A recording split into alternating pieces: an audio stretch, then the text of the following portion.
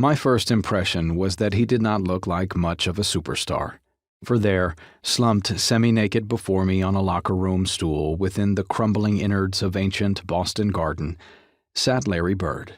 Bird was quietly fielding questions from the media following a 131-108 blowout win over the wretched San Diego Clippers on a rainy Sunday afternoon in late January of 1980. I was 15 years old and a rookie sports writer for my high school newspaper, who, on a lark, had managed to convince a bemused local newspaper columnist to have me accompany him to the game.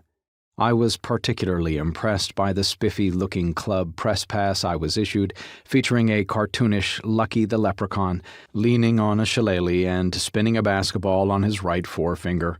Truth be told, though, I was not much of a hoops fan at the time.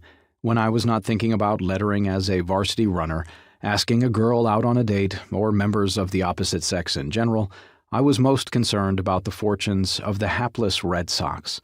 They were my favorite hometown team growing up, forever in pursuit of their first World Series title since George Herman, Babe Ruth, had knocked homers out of Fenway Park in 1918.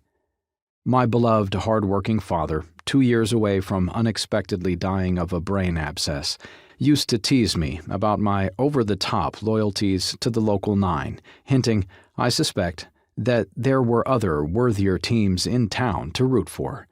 But I failed to grasp the point, that is, until I witnessed the Celtics demolish the Clippers. There was just something indescribably singular about the whole experience.